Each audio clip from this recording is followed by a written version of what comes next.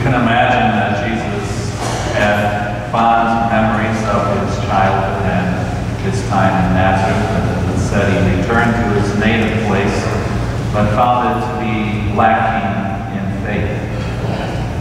I think it is important for us to return to our native places at times. Sometimes, certainly for us, all of us, we need to go back to where we were born and maybe make peace with all that happened and to treasure what is the gift of those places.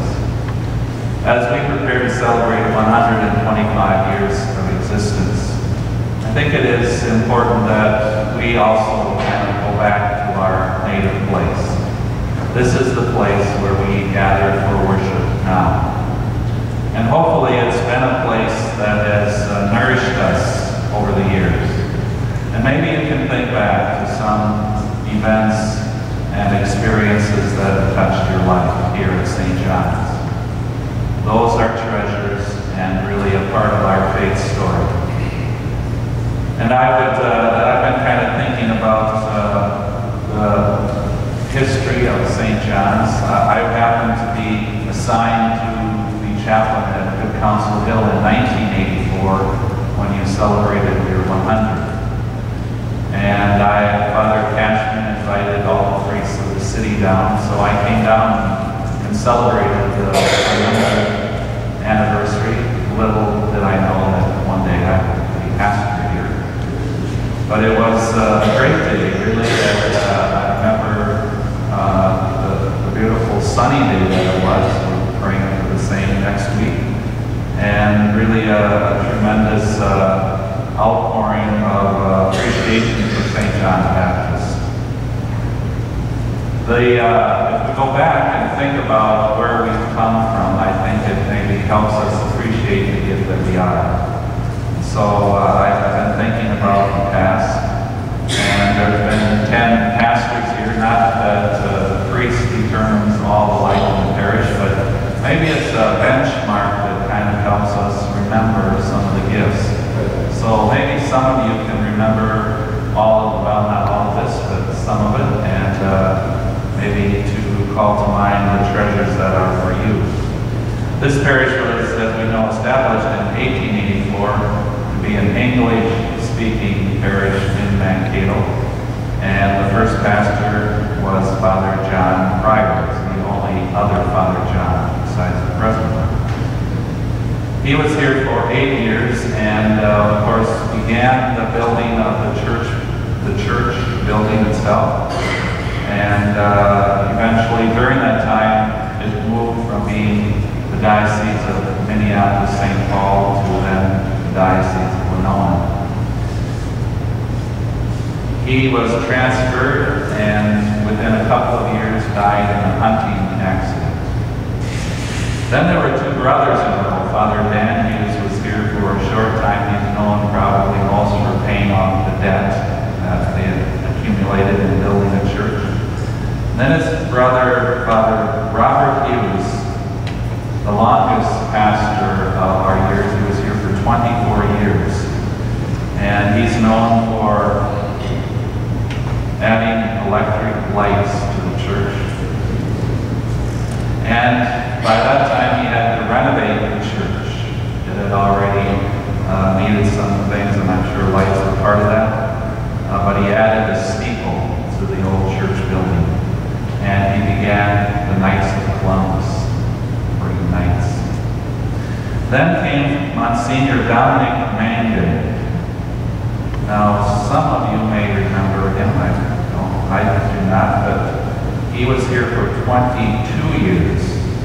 So really, when you think about it, 10 pastors over 125 years, it's really not that many. He began the school at that time in Palmer House and lived through the Depression and World War II. He died here as pastor in 1947. Then came Monsignor Philip Matthews, whom probably many of you may remember. I do. He was here for 23 years, so also a long-time pastor, and probably most known for building the school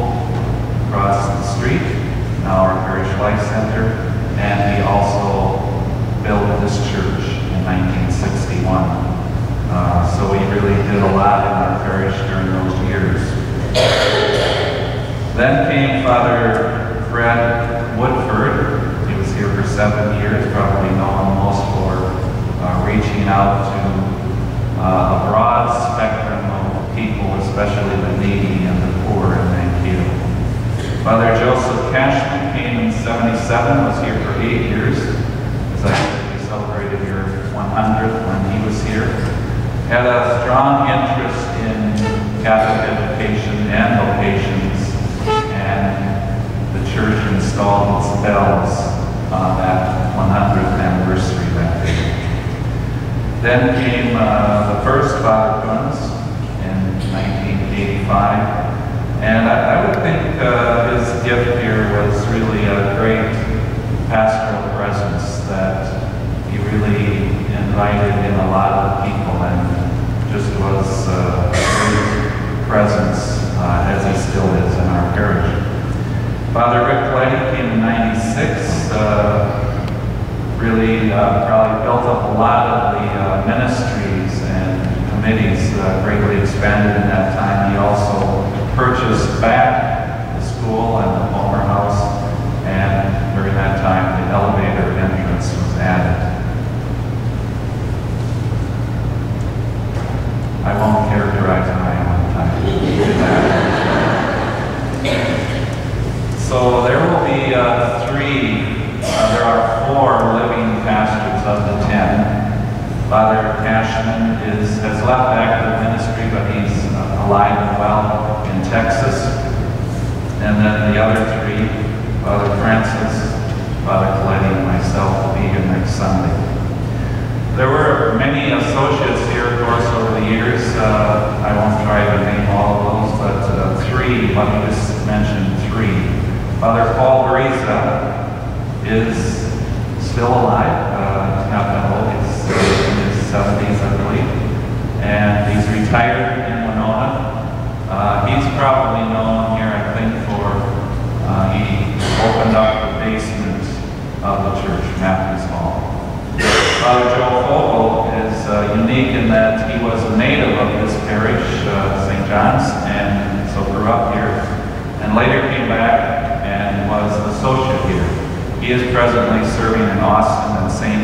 Augustine's and St. Ed's, very alive and well. And finally, Father Jim Tim.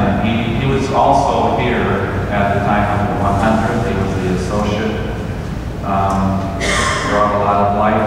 He went on to be pastor in Adrian and contracted cancer and died at a very young age, I think 41, back in 96. So maybe you can tie into some of those events. It's amazing what Jesus does in a parish over the range of years that come along. And it's, as I said, not just the priests that have a part in that, but really the gift of you people who have walked that journey over the years and have really allowed and nurtured a lot of things to happen. So here's the quiz now. How many of you were here in 1984 to celebrate the 100th anniversary? Please stand.